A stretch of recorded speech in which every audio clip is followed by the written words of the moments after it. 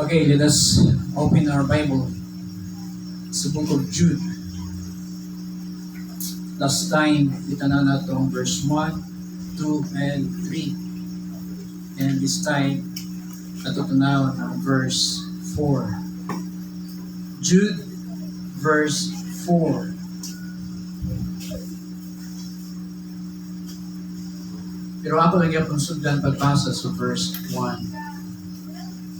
Jude, a bondservant of Jesus Christ and brother of James, to those who are the called, loved in God the Father, and kept for Jesus Christ, may mercy and peace and love be multiplied to you. Beloved, when I was making every effort to write to you about our common salvation, I felt the necessity to write to you appealing that you contend earnestly for the faith which once for all handed down to the saints. For certain persons have put in a notice those who were long beforehand marked out for this condemnation, and godly persons who turn the grace of our Lord into licentiousness and deny our only Master and Lord, Jesus Christ. Allow me to pray for the word. Father, as we continue to worship you, Lord, as we continue to come into the throne of your grace, Lord, have mercy upon us, Lord. That as we look at your word for your servant Jude, ang masabtan, Lord, ang iyong minsan, can do nothing apart from you. Help us, Lord. Help us. Guide us, Lord, into all truth. This we commit to you in Jesus' name. Amen. Okay, magpapangin ko.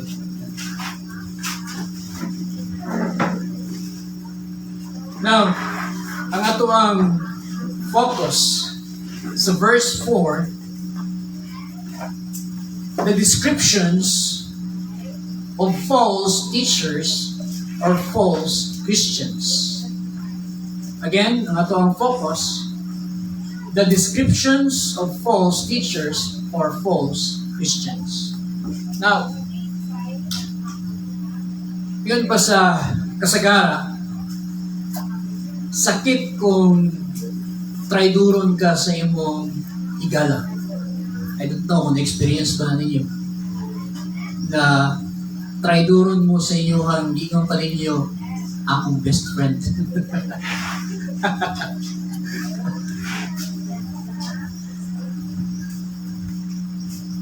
Pero, kung na-experience na ninyo na nasakitan mo kay kitraidor mo sa inyo ang mga higala, kabalo mo unsa ang masakit? Ha? Napay mas sakit pa na. Ang mas sakit pa na kung nagtuo ka nga naa ka sa husto, and then at the end of the day makurat na lang ka kay naaday ka sa sayo. Nagtuo ka nga ang nagtudlo sa imo nagtudlo sa insakto, and then one day mamata ka, sayop man di ay ang mga ginapagtudlo. Mas sakit siya kung nagtuo ka nga tungod sa imong pagpaminaw sa iyaha, one day mamata ka nga naa na ka sa langit, at then lahi di ay ang imuhang gipadulngan. Wa di ay ka sa langit. Nag-expect ka nga mutindog ka sa Bema seat of judgment, and then naawanay ka sa great white throne judgment. Muna'y sakit.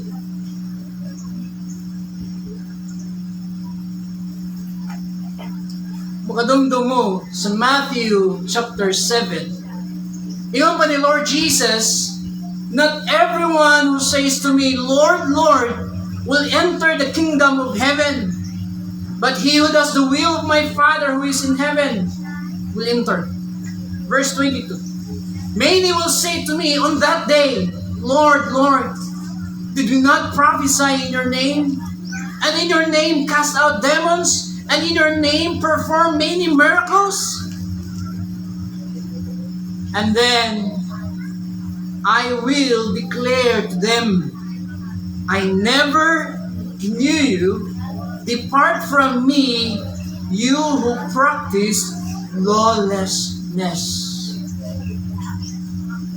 That is why ang challenge sa ato is examine yourself. We have to examine ourselves whether we are in the faith. Diba sa 2 Corinthians chapter 13 verse 5, sabi ni Apostle Paul, examine yourself kung nabudyo ka sa tinuod na faith. Make sure of your calling and election. Ingon pa ni Apostle Peter sa 2 Peter chapter 1 verse 10. Now, sa chapter 23 sa Matthew, sabi ni Lord Jesus sa iyang mga disciples, all that the Pharisees and scribes tell, do it and observe, but do not do according to their deeds. Kaya mga Pharisees, wala nila gabuhata ang ilahang ginapangtudlo. This group of people, gigamit nila ang ngalan ni Lord, but the truth is that ang ilahang buhat is opposite to what they are preaching and teaching. Now, kabalo mo, na usa ka sikat, I don't know kung kailan mo niya, sikat din siya karon. Sikat na politiko. Misgot na politiko diri. Alaw, ituguti lang ko, misgotan. Bahala na mo mag-research kung kinsa ni na politiko ang magpasagot. Daghan politiko sa Pilipinas.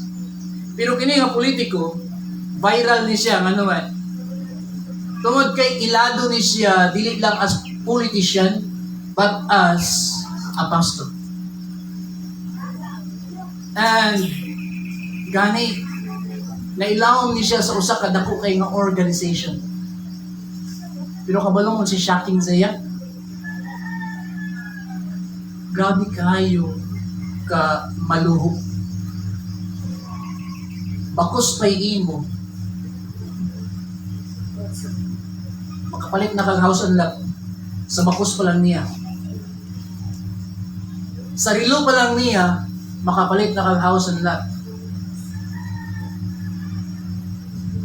Ingon ana ba ang servant ni Lord? Ipakita nimo nga ingon ani ka luxurious? Sa diha nga gitawag ni Lord ang iyang mga disciples, ang mga apostles. Gibiyaan kay nila tanan. And then here comes kini nga mga nagpaila nga sila daw servant ni Lord. Ipakita nila nga sila gyud they are Abraham's seed. Ingon pa nila. Kaya kung kaliwat kuno ka ni Abraham, then, kung sa evidence na ikaw kaliwat ni Abraham, ingon pa nila, dapat you are rich. Kasi si Abraham, rich. So kung Abraham seed ka, then you are Christ. You are in Christ. So luoy kayo ta ng mga pobre. Kaya nga naman, kung sila mo tanaw sa ato, dili ta kaliwat ni Abraham, ug wala punta kay Christ.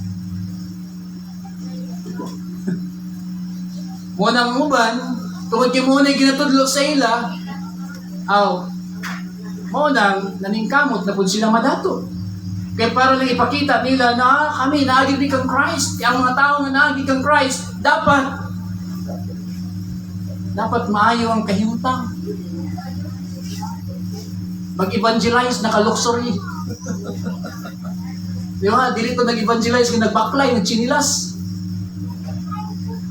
Sakay motor, nag-backline, kinaot na gasolina. Ay, nako. Now, mao ni ang reason ni Jude sa iyang letter to encourage the believers na dapat dapat atong ipaglaban, atong barugan, atong panghawakan ang pagtulunan nga atong nadawat gikan sa atong Ginoo.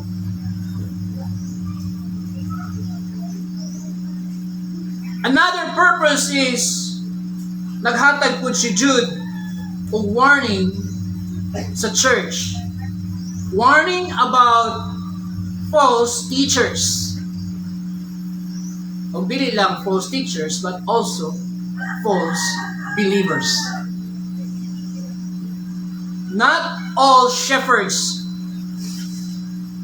are shepherds, but some are thieves.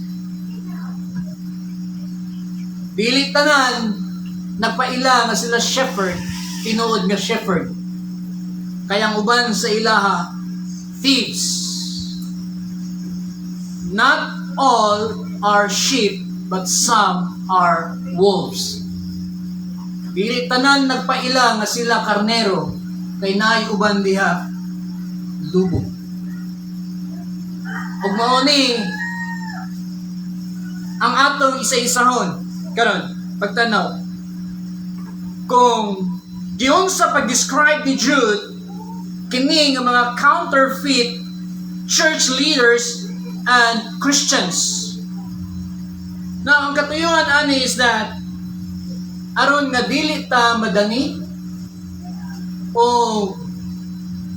dili lang nga dili ta madani but dili ta mahugawan pinaagi sa dautan nila nga mga binuhatan. So again, putron ako atong tanawon kung giyon sa pag-describe ni Jude ang mga false teachers and false believers, and there are three descriptions nga gisulti ni Jude about these false teachers. Now, naman Jude may Bible, look at verse 4 and look at the first sentence. Ano ang sabi ni Jude? For certain persons have crept in unnoticed. Yun sa pag-describe ni yun sa pag-describe ni Jude. For certain persons have crept in unnoticed. Kung sa lain pa nga pulong, na ay mga intruders nga nakasulod. O ang danger ani is that wala man-notice sa church. Wala mabantay sa church na meron palang nakapasok na mga false Christian sa fellowship ng mga believers. And paano sila describe ni Jude? They creep in. They creep in. So number one, the description is that they are in the fellowship of true believers, but they are not really believers in Christ. Mao na ang pag-describe ni Jude. They are in the fellowship of true believers, but they are not really believers of Christ. Kung ato ta sa Book of Acts, chapter 20, verse 29,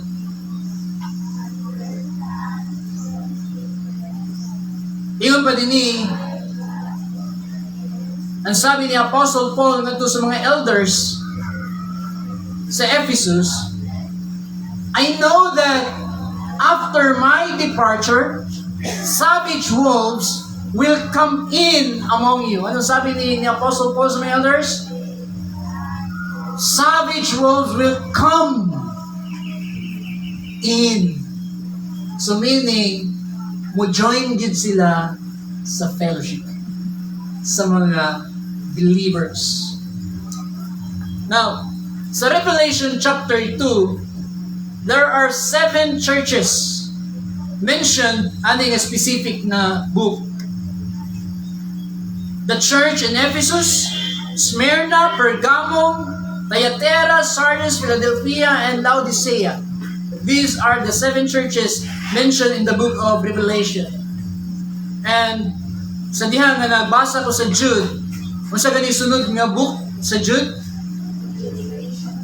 Sa diha nga nagbasa ko, Kung madili gid accident ang chronology. Kaya naman sa Jude, nag-warning si Jude na naay mga naka-join ng mga false believers. And then sa Revelation, gihisgutan ang 7 churches. Huwag kabalo mo unsa ang issue diha. Look at Revelation chapter 2 para makabalo mo unsa issue. Verse 2. Unsa nga church ang gihisgutan? Ang church sa Ephesus. Ano ang sabi niya? I know your deeds and your toils, sa verse 2, and perseverance, and that you cannot tolerate evil men, and you put to the test those who call themselves apostles, and they are not, and you found them to be false. So, say na, mga false apostles. Kung naay true apostles, naay mga false apostles. Look at verse 9. Sa church sa Smyrna, ano sabi niya? I know your tribulation and your poverty, but you are rich. And the blasphemy by those who say they are Jews and are not, but are a synagogue of Satan.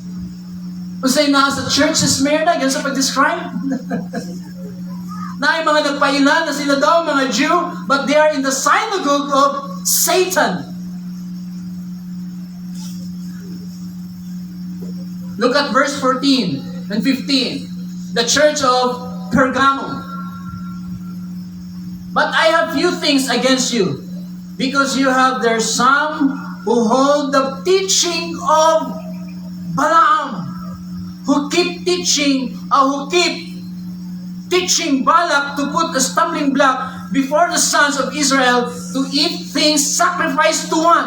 To idols, to commit acts of immorality. So you also have some who in the same way hold the teaching of the Nicolaitans. Mo ni problema sa church sa Pergamum. How about verse 20? Unsa ni nga church? The church of Thyatira.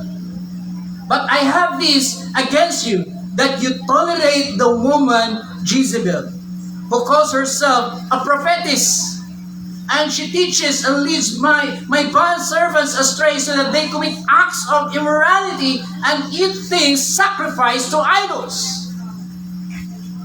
Another church, sa chapter 3 verse 1, the church in Sardis. To the angel of the church in Sardis, write, he who has the 7 spirits of God and 7 stars, say this, I know your deeds, that you have a name, that you are alive, but you are dead.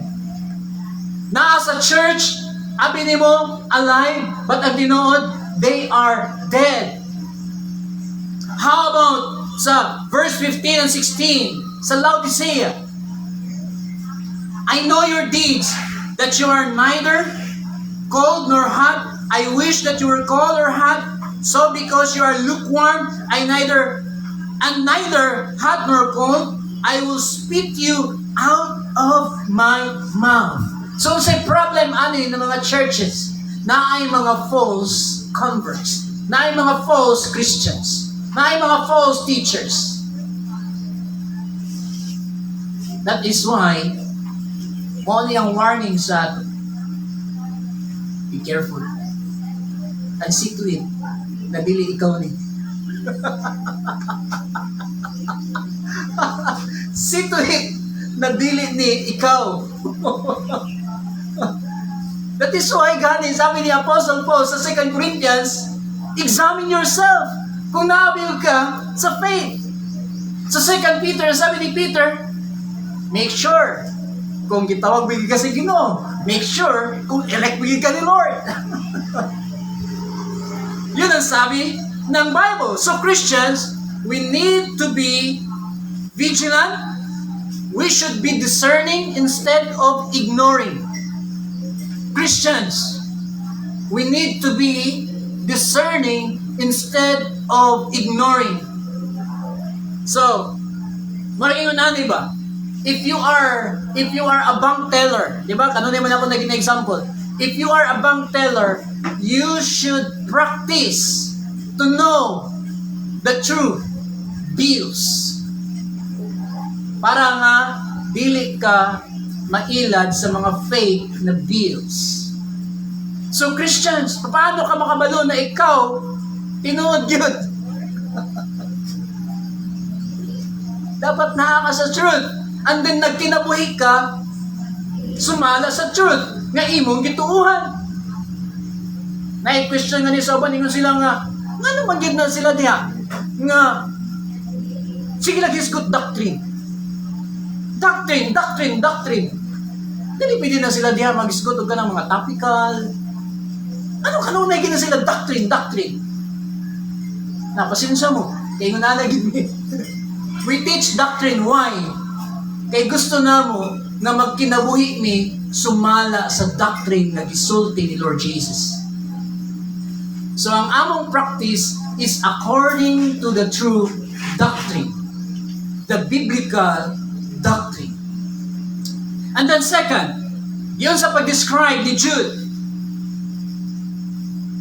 their destiny is clear. They are destined to what? They are destined to condemnation. Ano sabi ni Jude? For certain persons have crept in unnoticed, those who were long beforehand marked out for this condemnation. Those who were long beforehand marked out for this condemnation. Now, yunani, kailangan nga masabtan nato, one, that God is sovereign. Amen? God is sovereign.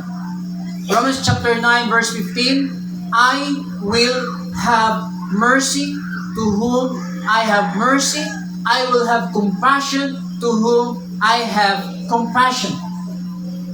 Psalm 115, our God is in the heavens. He does whatever He pleases. So God is sovereign. Amen? Ikaduha nga dapat masayran o masabtan nato. God is all-knowing. God is all-knowing. Aware si Lord na si Adam makasala. He knows na si Adam mag-fall. Aware si Lord, anak. Wala pa niya gibuhat ang universe. Wala pa si Adam, kabalo na si Lord na si Adam mag-fall. Because God is all-knowing. Amen? Tanan nga mga paghitabo sa tuwang kinabuhi, kabalo si Lord tanan. So dapat aware ta na nga attribute ni Lord. Dapat aware ta na nga character ni Lord. Di ba makadumdum mo sa gisulti ni Lord kay Adam? Sa Genesis chapter 2, ano ang sabi ni Lord kay Adam? For when you eat of it, you will surely die. Now take note. Ningon si Lord, surely, meaning certainly or without doubt. If Adam will commit sin, there will be consequence of his evil, wrong behavior. So, unsay point na ko ani? Meaning, sin is designated to condemnation. Ang sin, naagid siya samputan. Unsa ang samputan sa sin? Condemnation. Di ba sa Ezekiel 18 verse 4? The soul who sins will die.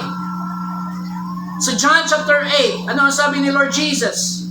You will die in your sins. Romans chapter 6 verse 23, for the wages of sin is death. So meaning, sin is certainly subject to be condemned.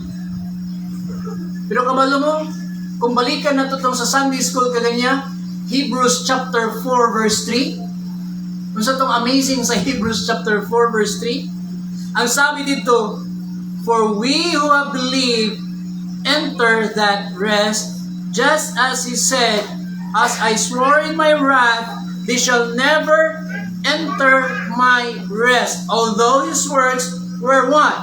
Were finished from the foundation of the world. Ano ang sabi ni Jude? Ani nga mga false teachers? Wala pa gibuhat ni Lord ang kalibutan.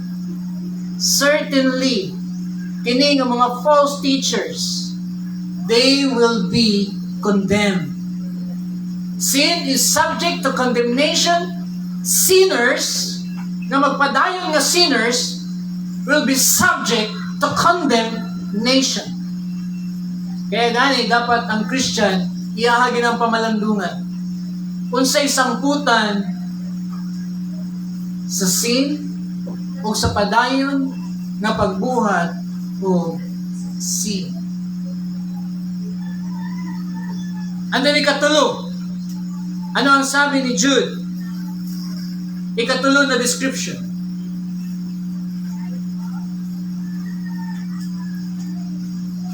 Look at verse 4. For certain persons have crept in and noticed, those who were long beforehand marked out for this condemnation, and godly persons who turn the grace of God, of our God, into licentiousness and deny our only Master and Lord Jesus Christ. So, ang ikatulong na description is that their works are evidently clear that they are not true believers. Yun sa sila pag-describe ni Jude, pinaagi sa ilahang works.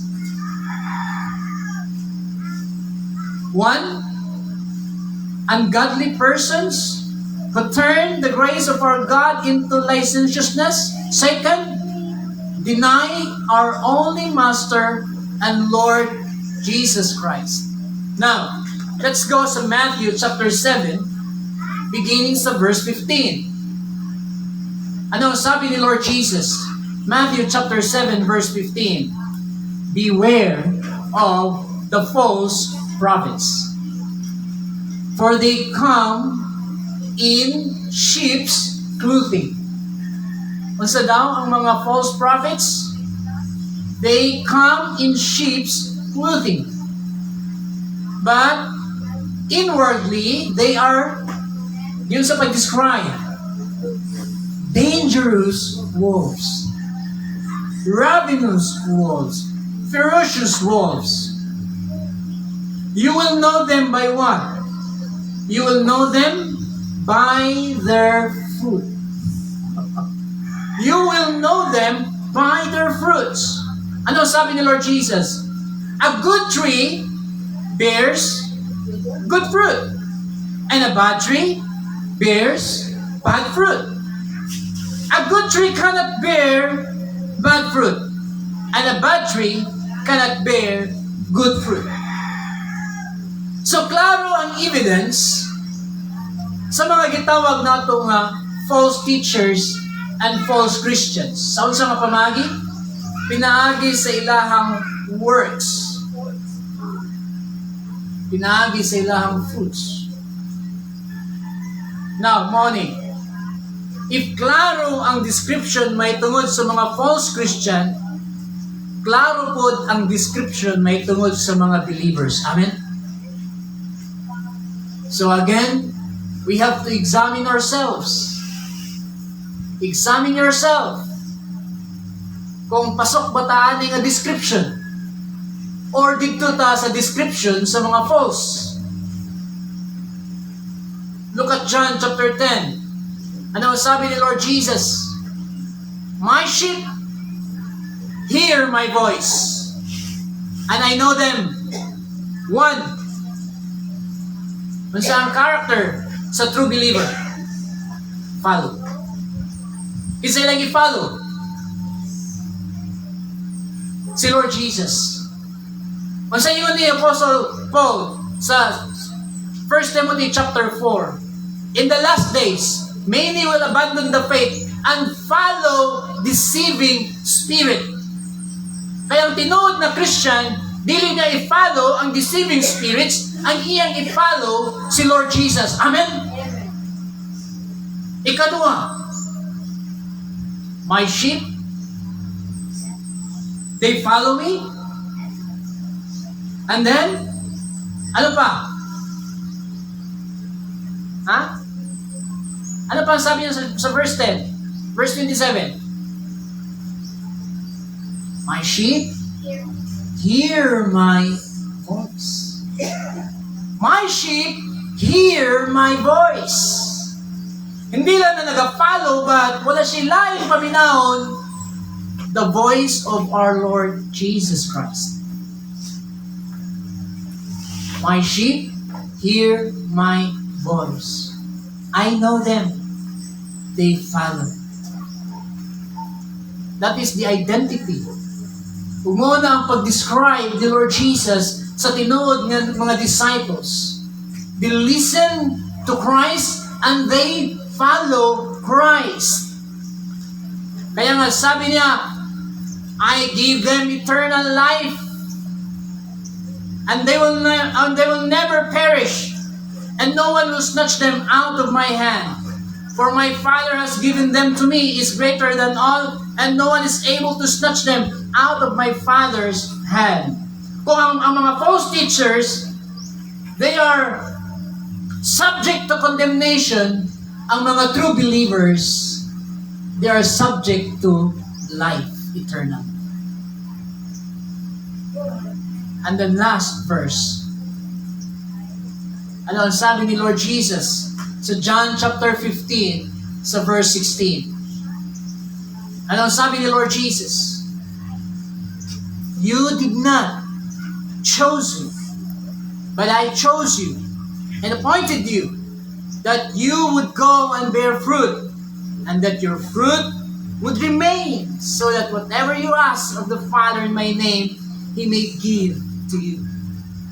Unsa ang true believers? Bearers of the true fruit. Bearers of the fruit of the Holy Spirit. Di ba sa Galatians chapter 5 verse 22? But the fruit of the Spirit is love, joy, patience, etc. That is why, i-remind natin itong kagalingan, Lord, while reading Jude, verse 4, being described ni Jude, ang mga false teachers na ni-join sa fellowship sa mga believers, Lord, help me na i-examine na ako kong self, Lord. Kung i-describe ka ako, unsa ka ang description sa akong kinabuhi. Na ako'y gisharean. Ako sa gignan. Kabulong ha? Naagib ta sa right track. Kabulong ha, naagib ta sa right track. Why? Tungod kay ang mga tao nga naa sa right track, ang ilang hisgutan is dili lang ang blessings. Kabalo mo sa gaisgutan sa mga tao na nasa right track? Gaisgutan nila ang sin. Kung muna'y danger sa uban. Sa national, kung sinahitaw, sa national. Dagko kayo ng mga congregation, mega churches, pero likayan nila nga isgutan ang sin. Maskin pag nanay nag-holding hands niya, both masculine or both feminine. Napay mga wedding ring.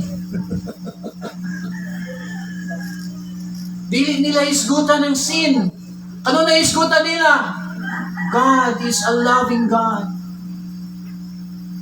Igsoon, dihigugma ka sa Ginoo. Yes, tinood man, God is a loving God. But God hates sin. And God hates sinners. Wala akong gignan to itong kauban. Kabalo ka nga nung gamay rata? Kabalo ka nga nung gamay rata? Because naata sa tinuod. Kaya ang tinuod nga church, dili mahadlok maghisgot sa sala. Ang tinuod nga church, sultihan niya ang church, ayaw pagpakasala. Kay dili na ebidensya sa tinuod.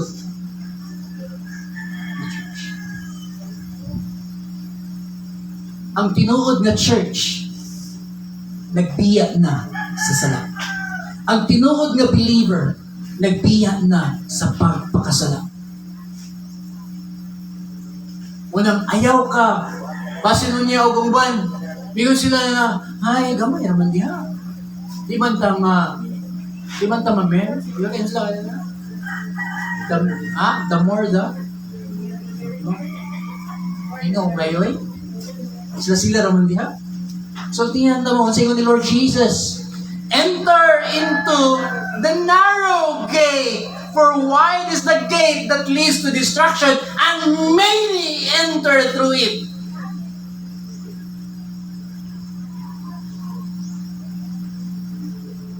Dili basihan ang numbers na makaingon ta na naa sila sa church.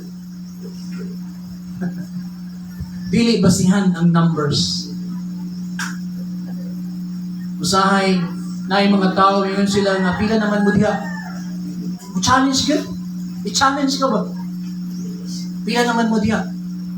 Ay, grace ni Lord. Di kami sa 5, karon 20 na ni. 20 na mo? Pila na mo katuig niya? Grace sa Ginoo, more than 10 years? More than 10 years? 20 na gyapon mo? Uy, undang mo diha, wala mo sa tinuod.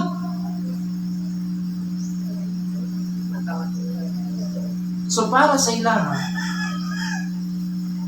ang basihan nga naa sila sa truth, kailangan daghan. Pero sa iyo ni Lord Jesus,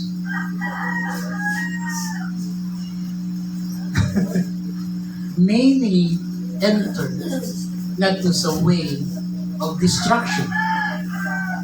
O sa life, only few finds it. Only few. That is why, delikado sa usa ka nagpaila nga sila church and then dili na nila hisgutan ng sin. Delikado ay.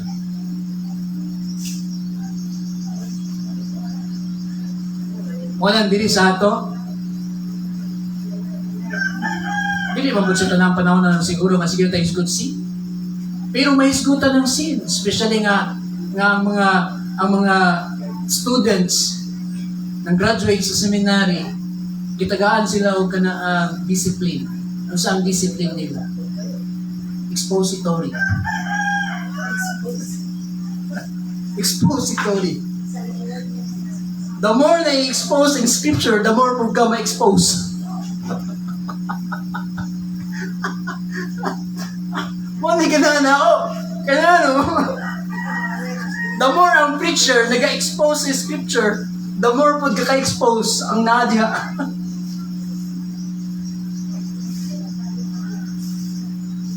Wala ako sa inginan.